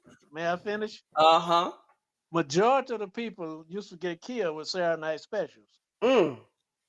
They may get shot in the stomach. The bullet may come Mm. out somewhere in the top of their head What's the because of the Saturday night fact special? big Saturday night specials are 22 Oh, okay. because it has such a high Mm. velocity. Okay. Once it entered the body, you don't know where it may come out. Okay. And So it moves fast and little. there was a lot of people dying, but behind that 22, the You didn't Saturday night say that, special, they were taking out a lot of people. but you didn't say that. No, I I didn't say appreciate it that. If you because had said that then, I would have got that. You said that, so look, now I know. But I have to go back. If I go back, that's what I'm gonna get. I'm gonna go and I'm gonna say, I want a Saturday night special. And they'll be like, ma'am, we have no idea what that is. You think they'll know what it is? they probably will. Oh, they will. They You think will. so? Yes, they will. Oh yeah, they know. Wow, I'm gonna see. I'm gonna see. Yeah, I want a Saturday night special. Zach will be like, okay. And see I'm if they got 22. Look, and see if they uh-huh. got one that see if they got one that'll hold 8 rounds. Yeah. Hmm. I think guns could be addictive like like any other thing. Like you know how people say tattoos are addictive. Like, you get one tattoo, you want another. I think, that guns once you start shooting, just practicing, going. 'Cause I used to go to the range like every Friday. And then something happened, something stopped me, probably shot putter, doing something else. And I just stopped going, but I got to get back into the habit. And then you can try different stuff. But I just went in there first time and I said, "Hey, King Hollis said get a 357. Okay, I'm gonna buy that one." And then that was it. And that's the only one I use. When this, I'm gonna try just on. I think it's probably included. Probably I don't know. Maybe it's like a couple more dollars to try 22. And don't let it not hurt my hand. Then I'm gonna be like, yeah, this is the one. It's just like I don't know, but it is. I gotta really be in the right mood. But my hands are stronger than they were, when I first got that. So I just have to go back and see. But definitely, I don't like 9 millimeter. I don't like that because of the thing that flies all up and all that. And I've had one of those things fall on me before. So I definitely like the revolver. It stays where it's supposed to be. But Yep. if a 22 is a revolver, I'll like it. Yeah, they got a 22 It is. revolver. Oh, okay, that's great. Well, y'all, we now everybody at home, you have had ammo lesson, a union lesson, reading your MOU lesson. What is it called, Reverend Bozeman? What we got to read about our job. Memorandum of understanding. That's right. Read your stuff. And I also was saying, like, read what the union is supposed to do for you. Right. When you join, right? Get that Yeah. memorandum of understanding with them too. What can you expect from them? But it still makes me mad though. That lady with the lump sum. I don't know if you heard that, but don't. The one says, "Are we having a gun Oh, conversation?" he heard that. Oh, he really had it. Without the wolf. I know. I was trying to say, but at least I gave you a commercial. Lone Wolf Firearm Training. Exactly. Cease the Juan, you got to discussion come now. in. Exactly. I know. He's like, no, I know. Y'all just stop. That's it. See, here's Uh, Mr. Jenkins chiming in, like motorcycles, Mr. Jenkins. yes, yes. Now motorcycles, I think it's a little bit easier not to want a whole bunch of them because they're just so big. You ain't got but so much space And far more expensive. and far more expensive. Exactly. Exactly. I know. I got 6 bikes, 6 motorcycles. There's somebody somewhere, but it couldn't even an NBA player couldn't even do that because they probably have in their contract. Look, their memorandum of understanding says you do not ride motorcycles. Period. But Well, some of them do. you can get one of those slingers. Yeah, they better just do a slingshot or something. I know. Actually, you look like a slingshot person. Doesn't King There House are look like some a slingshot athletic contracts where that is to you? stipulated Yeah, that they can't. I would not let them do that. Yeah, that they can't ride a Mm-mm. motorcycle because of No, the no. risk involved. I Well, know, that's like it. somebody said to me one day, they were like, it's just, I said, well, when you ride you don't even like ask, you don't even worry about, well, it's not a matter of if, it's a matter of when. So I'm always like in my consciousness in a defensive place. I'm, like, Yeah. when this when this happens, because it does happen. It's inevitable that you're gonna have, unfortunately, an accident. But um, thank God I lived. But I've had a couple accidents. I don't know. Have you ever had an accident? No, I've dropped my bike before, but never an accident. Thank So God. far, thank God. Yeah. Yeah, thus far. Amen. But yeah, I've Yep. dropped it when I first was learning to ride it. I dropped it 3 times. The one I Mm. have now, the red one, I haven't dropped that one yet. Yep. Yep. I think my worst was a skateboarder came out in front of me, and I slammed my brakes too much to try to stop. It was dark out. I don't know why he was out there on that skateboard. He came right out in the middle of the street, and I was showing off because these girls were like, "Oh my god, it's a girl!" And I was like, "Whoa." I mean, I literally was like opening up, and then he came right down. I was like, "Oh, I got an audience." I mean, they came down and they were screaming. I mean, it had to be dramatic to them to see that. They were like, "Oh," they were like, "Oh my god," and I was like, "I'm all right. I'm all right." But it was woo. I mean, when you feel yourself going through the air, I was just Mm. thinking about Aziza, and I was like, this could be it. This could be it. But Boom. you had your leathers on, right? I had leather on top, but jeans on bottom, Uh-uh. and a full face helmet. That's what saved me, because I went and my face just like, I Whoa. was like, Lord, I'd look totally different if I had. You know how so many people do the pretty half shells, or Yeah. just. I've always been into full face, thank God. To me, I just think full faces is just the best. Even when I was riding a Harley, I just think just cover my whole face. But real Harley drivers, they don't. But now I'm on a sport bike, so full faces is much more appreciated. But Harley people look at you funny for doing a full face. It's crazy. I don't know why they don't like helmets. I Like, have a brain bucket. well, if they saw what happened to my helmet when I went down, Mhm. they would wear a full face. You will I wear it? have one. I have a full face, but I rather ride with the brain bucket because it's lighter.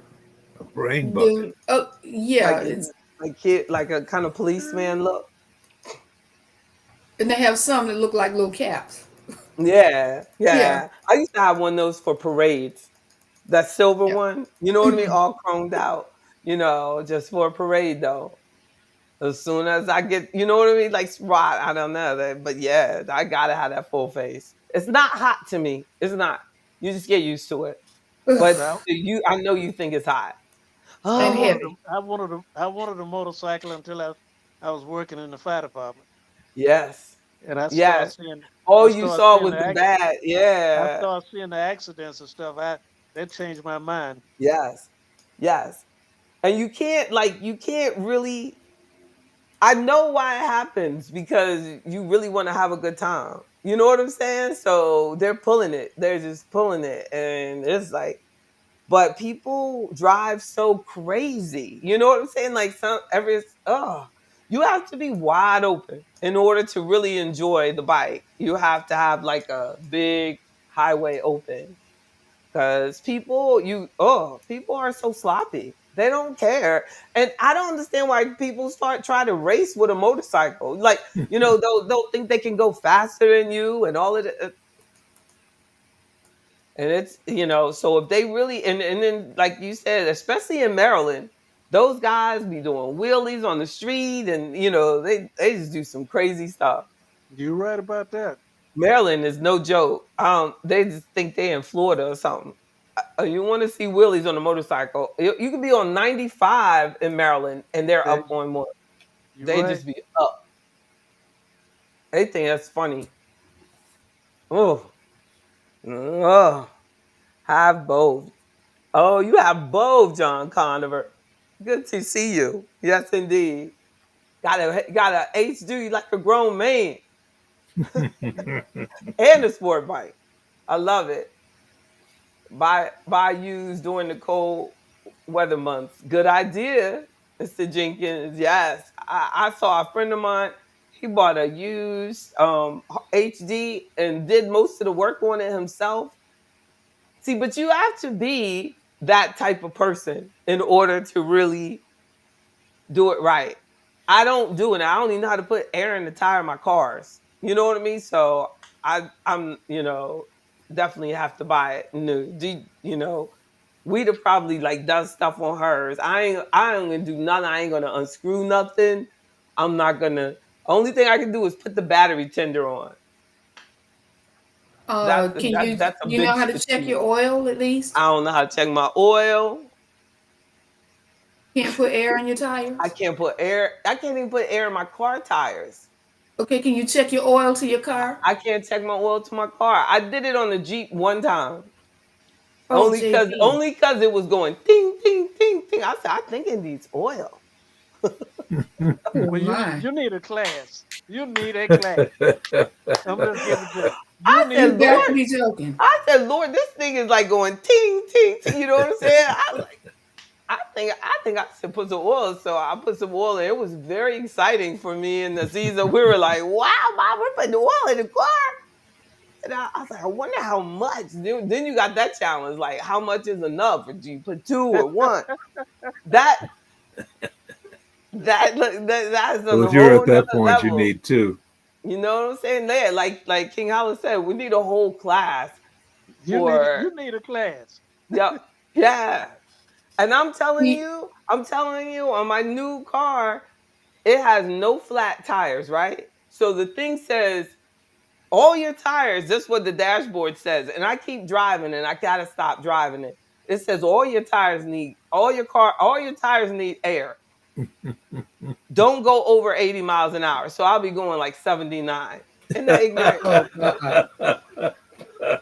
Oh my. Mind you, I Oh told my y'all that's goodness. why I was driving on the bus and the Uber because I'm telling you, I'm not good at this thing. And I'm not good at that. At least I know my. So I'm just like, I gotta get to the dealership when it's open one day. It's hard to get there. The dealership just for air? Yeah. I Oh, don't JB, know how. no. I'm telling you, these no flats do not have like a screw on them. Like it doesn't. I looked at that thing and I said, that is not a regular thing. What kind of car is it? Well, I can't say like I would tell you, but it's like publicly. But but the tires are called no flats, so they don't go flat. But they got to be flat because I'm looking at these tires and I'm like, them tires look like dang, I no air in it. It's low performance. I mean, what is that called? Like High whatever. performance. Yeah. Yeah, low performance. So Well, see, they don't have that much air, but they really look like there's no air. Like, and it could be because the thing is saying it, and the thing probably knows what it's talking about. I gotta assume, right? But Well, it said but you, hey, go to it said all your tires need air. a tire store or to a mechanic, Yeah. But I was and really thinking and about just also going and to the they're also all. dealership.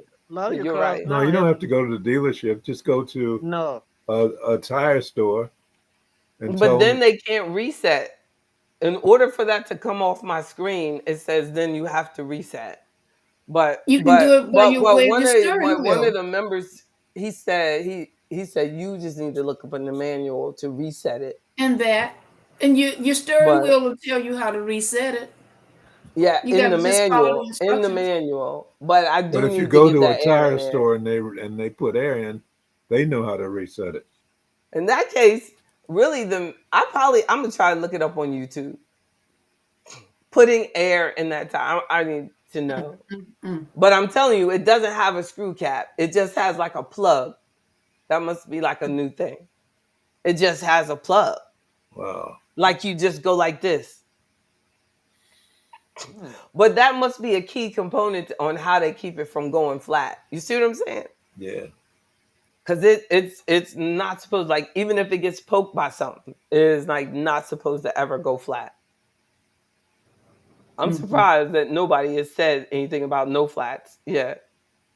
Well, Goodyear came out with one several years ago.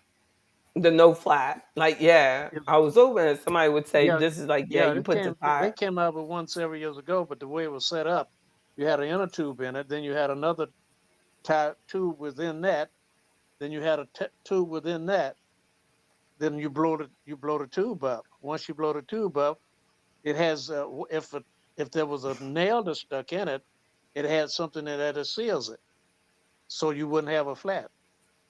Right. And then yeah, I don't it's something like that. You got it all figured out. Exactly. But That's but I you mean need but you need a class on you need he's a like, but class JB, on do not keep riding that car but you need 79 a miles an class hour. you need a I class know. on checking that oil and those fluids, You're right. You're because the right. next thing you know, you burn up an Thank you, engine. Jermaine. That's right. I know. I mean, literally, that could get ugly. That could get ugly. And So then if you got an expensive car, that's really ugly. I know. I know. The insurance will be like, you know what? We have a monitor on your car, and we saw that for 3 months you drove with no air. Wouldn't that be funny though? It's like, so because of that, we are not going to pay for this. But there is some sort of, I'm sure they can connect. They know your car now. It's too much. They have too many sensors on such and such, Yeah, they do. don't they? I know. Yep. Look, it's like my alarm at home keeps alarming, telling me that there's a battery bad. So my thing is, why doesn't my service provider come and fix the battery? Because They you have told to. me, yeah, they told me call if you have a problem. No, you called me and said there is a problem. Well, Talking about your battery Alarm. to your alarm at Yeah, home. or some it said window, door, this and that, blah blah blah, this and all low batteries. Like so, Now you're going to y'all be need to be coming up surprised to my door.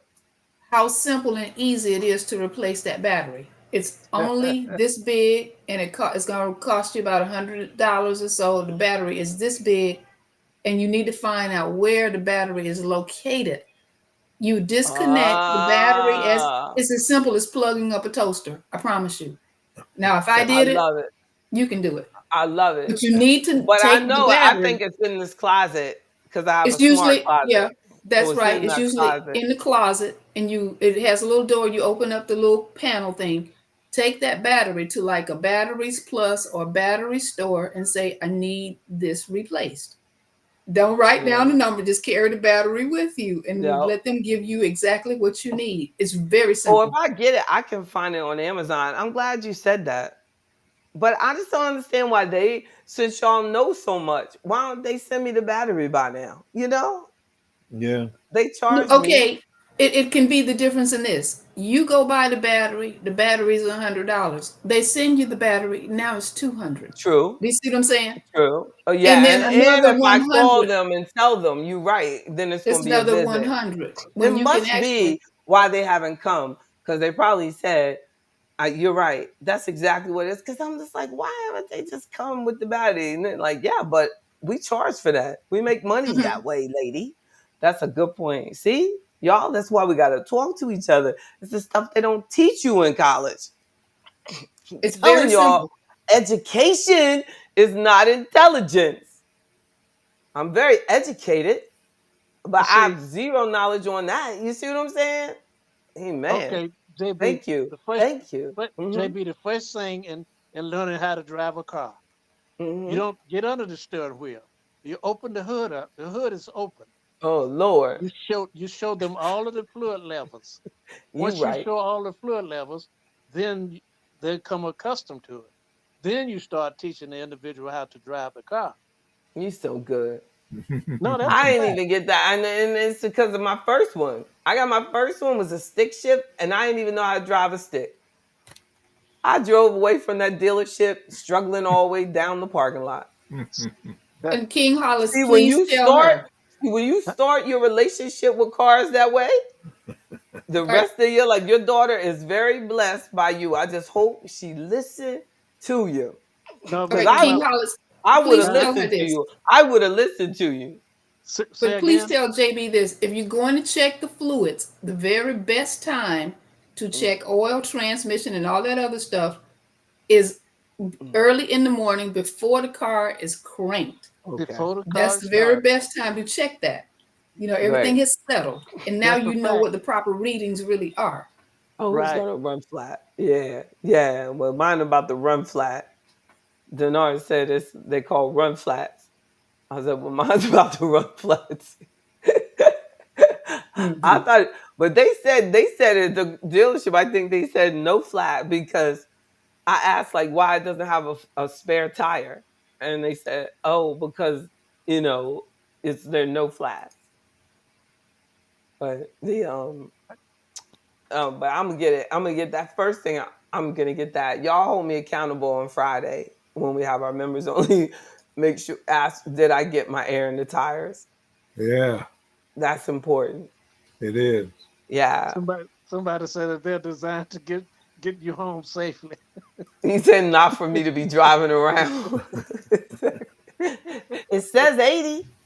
I said when it said 80, it should not have said that. What you think? No, if it had said don't go over 30 miles an hour, then I would have definitely found But somewhere. see, But it now, says now, 80. now, let me say this: you got to use some common tack on this, because you know, because no, seriously, 80 is pretty darn fast. Like, yeah, if you run 80 and your tires don't have enough air in it, you're gonna have a problem as even far at as control. 79. Even at 79, you going because of the fact of you're gonna lose control. Oh, if it You if can it lose something go control. wrong, you Oh right. yeah, you can lose Yo, control. you right. I don't know what I would do.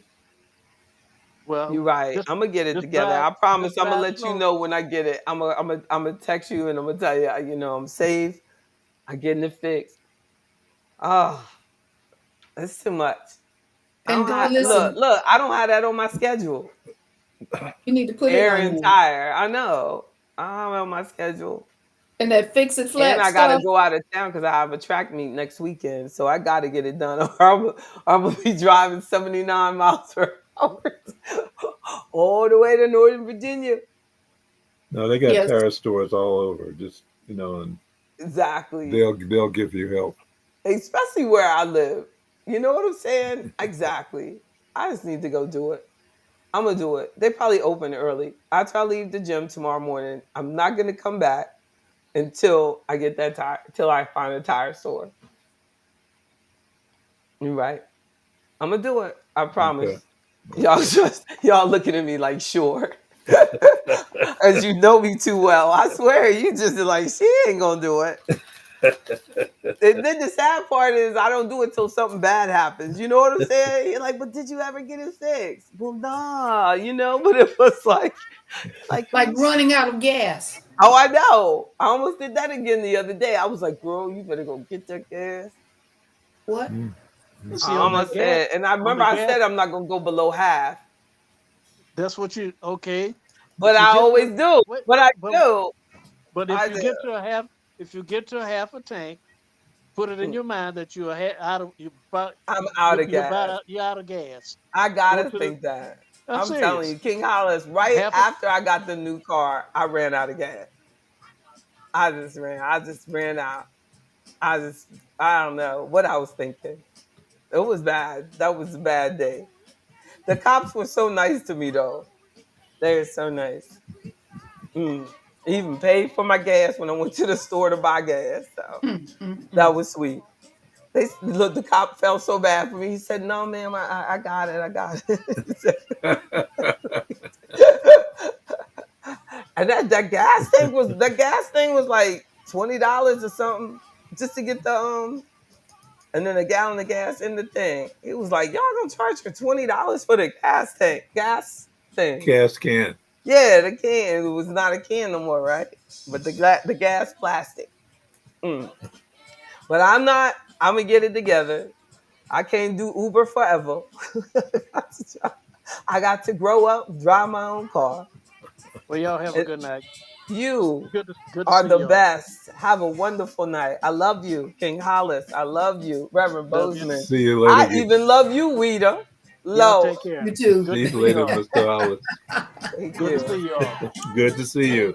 Oh, Yes. Right. King good Hollis, night. you got to come in on Friday. You're missing too many good fights. Okay. Okay. Missing entirely too many. Exactly. Okay. Everybody needs a good fight. Amen. Love you.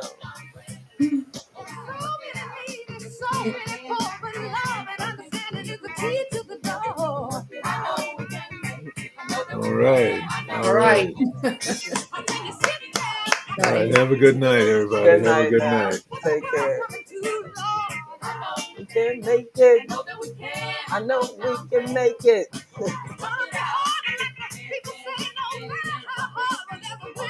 Thank you, everybody. Thank you very much.